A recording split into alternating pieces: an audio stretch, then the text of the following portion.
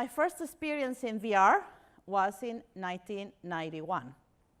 So some of you probably were not even born at that time.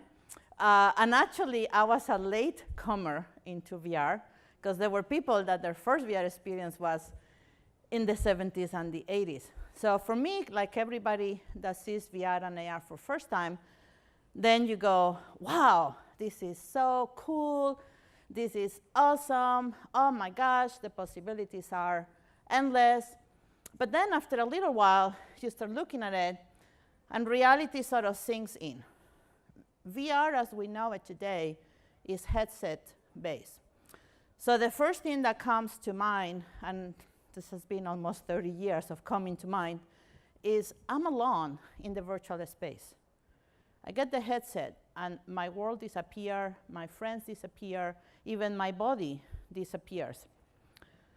So I lose the sense of self. Now, for certain applications like gaming and some kind of entertainment, that's probably okay.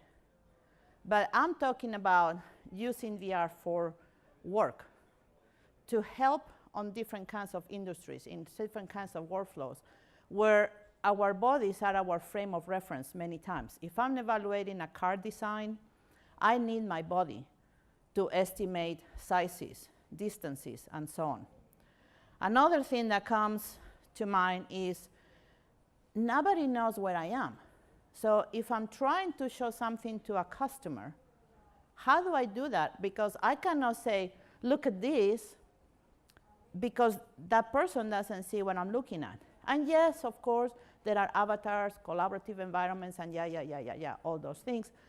But in an industrial setting, that's not as effective, because we lose face-to-face, body language, face expressions that are very important to the day-to-day team interaction. Another issue that happen is I don't know where I am in the real world. So I'm going to be very inhibited to move, because I remember right before I put my headset that I'm on a podium. So I don't want to walk because I might fall off. I might remember there was furniture. I might remember there were cables.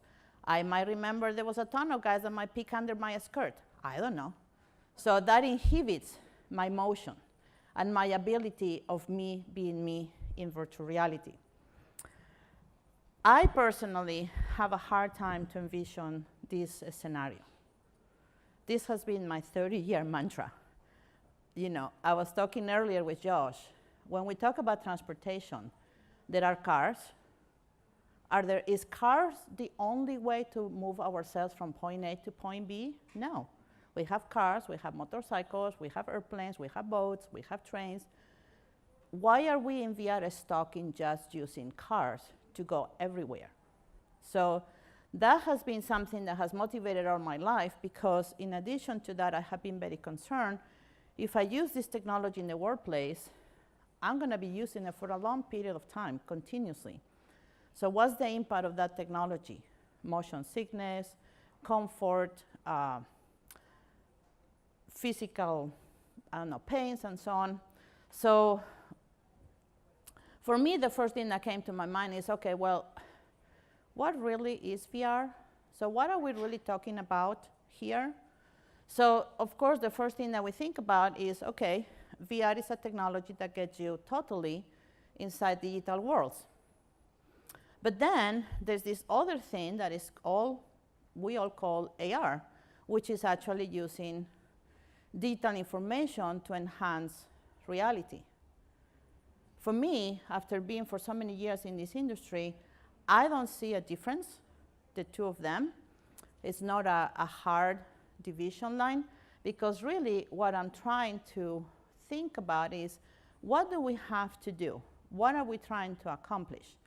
And we are going to use the technology that is right for what we're trying to accomplish. So it's almost like a slider. I can have more VR on this particular use and maybe more AR on this other use, because at the end of the day, it's about the experience that I'm trying to get to those users so they can do their job efficiently, more comfortable, faster, with less errors, and so on. So here is my mantra. Just to be clear, when we look at VR and AR, it's not headsets or goggles. That's an implementation of the concept of the technology. So what we are talking about is using technology to put us there, whatever there is. There can be an enhanced reality. There can be a completely generated world. There can be some engineering design that I'm trying to understand. The platform, I don't even think about it at this moment, because I want to do what I want to do, and then I'll figure out how I get there. So for me, when I was very, very young, since the early 90s, the motivation to be in VR and still being here, being one of the oldies, I guess, has always been, how can I make this technology more human? How can I make this technology more social? How do I keep what makes us humans inside VR? And because of that, then I can use this technology as an innovation engine. Because if I can be me as I'm using the technology, then I have my brain, my intuition, my smarts enhanced by the technology, not bent to fit the technology. And that has been the work of pretty much my entire life. So long time ago, some of you a little older might remember, and that's why I'm known in certain circles, my first step to answer this sort of a stress that I had was I developed perhaps what is called the first social VR platform. This was done in 1992, so a lot of years ago. It's called The Cave. It exists still today. And it's a very simple, socially simple platform for VR because it is a room, it's 3D projected, it's tracked, it's interactive. So as you can see in here, you can have a very normal team interaction where you're looking at some process, you're looking at some design, you're looking at a product, and you're having pretty much the same type of social conversations and interactions that you will have if you have a physical prototype on your hands. It's very easy to get in and out. It's very easy to add more people to the discussions. And it's one platform. You don't have to initiate multiple platforms for every new user you want to add in that. Now, this system today is not feasible because this system costs millions and millions of dollars. And today, the VR community is used to consumer-level technology. So we are very aware that this was a good way to break the single-line thought of headsets, but obviously today, 2019, is not the right platform, but it was a beginning. Now, when this happened, then this technology became a really strong innovation engine. Between the window of 1997 to even today, a tremendous amount of industry is using this technology to do car design. So I was talking a little bit of trivia the other day. So almost every single brand of car that is being driven today has somewhere in the workflow of designing and producing a car caves in the middle. The oil and gas industry, of course, has used it traditionally for a long time. Training, many other things. And most recently, if you saw just a month ago, Royal Caribbean is now using a cave system to redesign their new cruise ships and also bring in passengers to understand the experience. And, you know, because that industry, as you know, cannot be anymore over the top. So just trying to figure out what is the next over the top that we need to do, so going the cruise. So it's a technology that has never disappeared. It just has not been attractive for whatever reason to the press, but it has been there forever. Now, what we see is this. This is what the press is telling us. No matter which magazine, which blog, which website you are, this is what you see, which is great because here we are. This is wonderful. But really, what we're looking at is at this. This is what's coming. These are new prototypes that are on the works. Yes? No? Are you guys familiar with these prototypes? They're coming up. I'm breaking my NDA here. What about these ones? So, shock. Here we go, guys. 30 years in the middle. So I just showed you 1989 VR technology, all of you youngsters. Here we are. So what happened on those 30 years? We are in AWE, and we are at the bottom thinking that we're innovating. What are we doing? Think about that, okay? We are innovating, don't take me wrong. It's super cool. We are coming up with tremendous, incredible ideas. But on those between 30 years, a lot more than that happened in VR. Where is it? Where is that?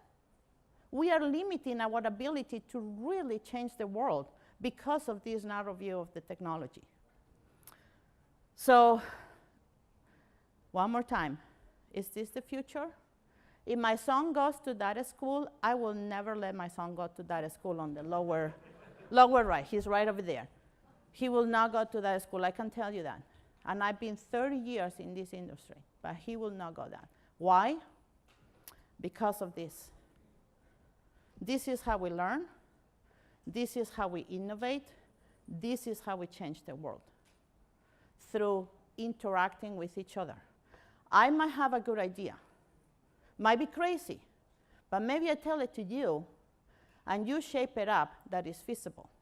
And then a third person comes and makes it that is crazy, is feasible, I can market this thing.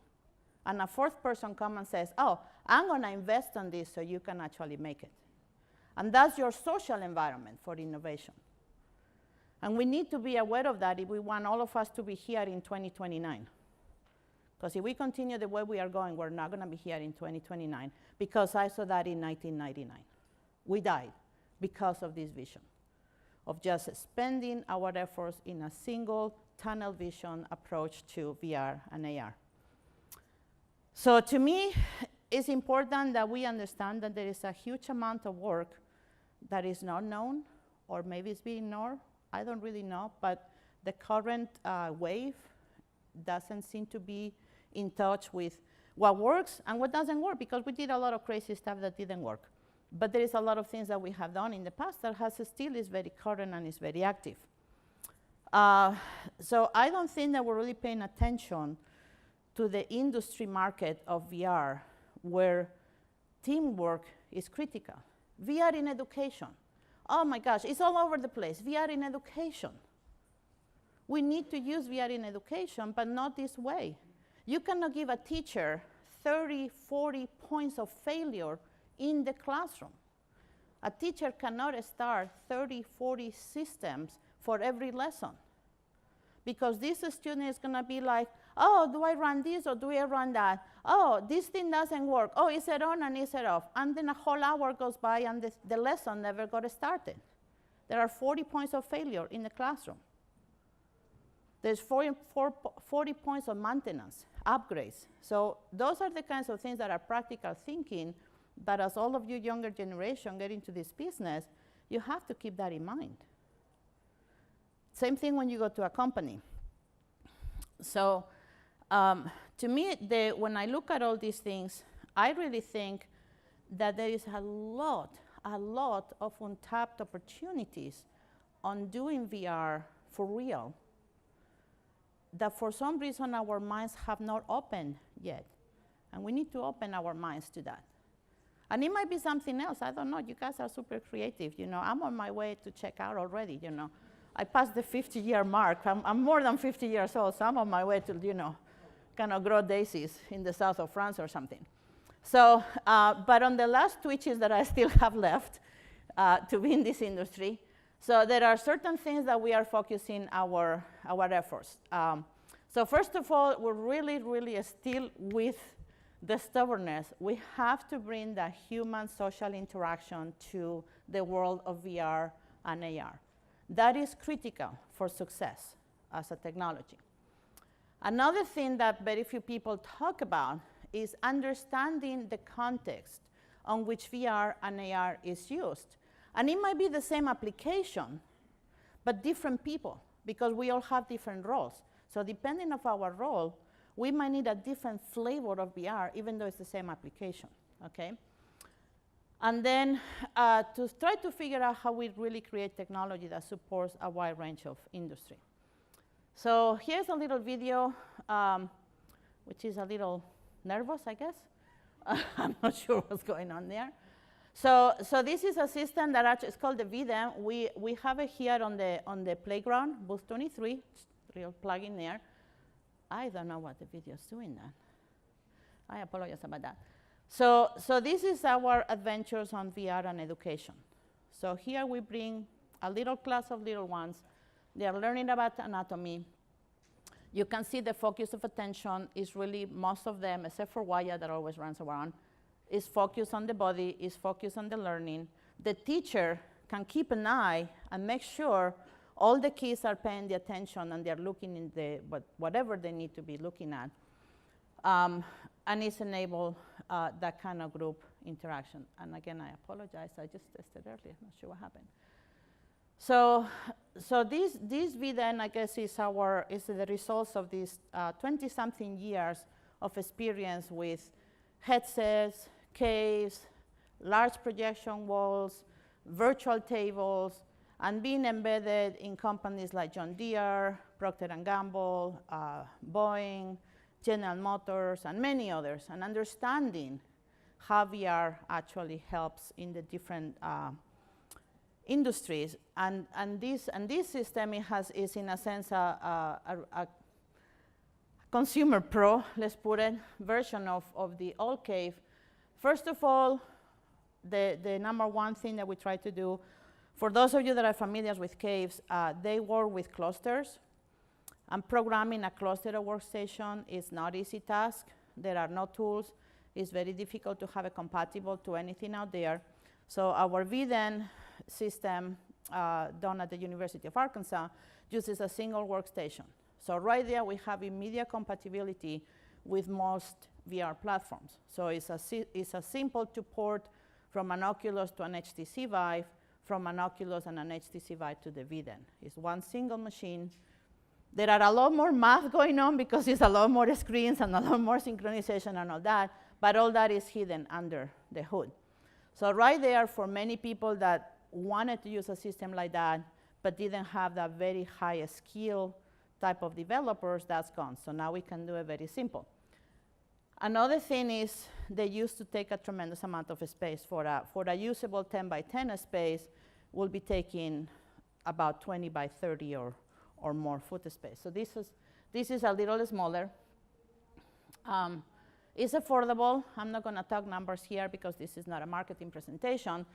But of course, nowadays, like I said earlier, the virtual reality community has a consumer price tag on their head. So when you go and buy something and they tell you it's $5.5 million, we all just jump out the window and run away and never come back.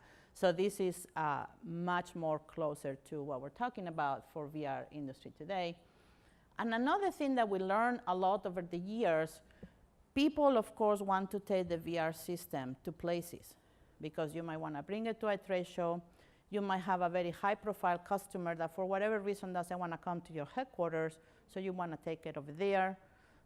Maybe you're at a school, so today the teacher from 5th grade is going to take it and check it out and set it up, and tomorrow is going to be the 7th grade teacher that is going to set it up. So this thing is very easy to move around and packs, and anyway, we can tell you, and I don't want to do marketing. And it does have an SDK. So to us, this is very exciting, not because it's a product that we're going to hopefully put out there in the market, but to me, from all these many years of experience, it's exciting because now we have a social platform that is an option, that now will give us a little wider spectrum of choices out there. So you can come and see our playground, booth 23, done with the marketing. So going back on my last 3 minutes that I have, here is a vision of what we are doing with contest-driven virtual applications. So this is the same application, but are different kinds of users. So this is, of course, done for military. So the person in the middle is our soldier on the ground. So headset is perfect to train those guys. It's the perfect platform because they are focused, they are doing what they have to do, is their mission, and they're just doing their thing. So it's a wonderful platform for the on foot soldier to train on. Now, on this side over here, we have the field commanders. They need to have something that is very light, and it allows them to have discussions. So now the same application becomes an AR tool. So simple tablets, simple phones, around the table, kind of avatar movie style. They can look at the battlefield, they can see where all the forces are, and they can just have their planning. On the bottom right is, for example, a platform for the drone pilots. They can be on the battlefield, they can be on the training scenario, but they're looking at the battlefield from above like they should. And then if you want to take the high commanders situation room type of a space where they really need to understand at the high level what's going on, then you have something like a VDEN or a cave or a big projection system. It's the same application, but it's different platforms because there are different roles. So we are doing quite a lot of work in this area, trying to understand this very well and how this can work in different industries as well. So there are some examples here of other variations of technologies. So here is, for example, a welding simulator, very simple, a 3D monitor with some tracking. The visor is just the welding visor. There is no electronics on it. This is a simple cell phone-based AR assembling and disassembling application. This is an educational environment where the students have the apps in their laptops and computers, but then when they go to the classroom, they share it through the immersed projection environment so they can revise their homeworks and have like field experiences and so on. This is a project that we're doing with some medical schools for anatomy learning, so kind of a true cadaver table exploration. We are right now doing user testings, comparing real cadaver dissection versus this, and to see what the residents learn or don't learn by doing this. And this is the VDEN in actions, which again, I'm not sure what my videos are doing. And we, of course, also do things like, you know, what happens when you are in VR and your body gets physically tired. So we have some additional toys to play with to do some experiments. So we're really looking at VR on the very wide spectrum of things that can happen. So things that we have learned very quickly, we need to know what we're doing if we want to be innovative, both innovative on developing the technology and innovative on using the technology. So let's all do our homework. Let's understand what's out there, what works, what doesn't work, and let's see how we can do the next cool, whatever it is, you know. It's very important to understand where things fits or don't fit. I'm not going to take a Boeing 737 from this stage to the hotel lobby. That's going to be a total overkill, plus it's just not going to work. I'm going to use my feet. That's my transportation platform. Now, when I go visit my family in Spain, I'll take my Boeing 747 to fly me to Spain. So let's think in those terms when we talk about VR and AR. To me, that's very, very important. Very important, let's keep the social interaction. We are social animals. We like to talk to each other. We like to pick each other's brain. Let's keep that in VR. Focus of attention. I want my customer to look at this. And I want to make sure my customer is looking at this. I want my compliance officer that is going to certify my product to look at this and being able to make sure that he or she is looking at this versus doing this, and I have no control on that. And then finally, of course, no custom solutions. We all know that. Custom solutions, 2019, no way, doesn't work. So finally, a little bit of the logistics, financials, operations, and so on. So as we look into VR, this is my perspective on VR. So between now, 2025, maybe longer, I hope, if anything from my talk you remember this. This is VR and AR. This is it. And maybe other things that I'm not putting in there. And as you can see, there's a big diversity of systems, a big diversity of setups, a big diversity of opportunities to develop new markets. So with that, I appreciate you coming to my talk. I hope you learned a little bit from today. come and see us tomorrow on Friday on the playground, and I'll hang around if anybody has any questions, as I have 9 seconds to go.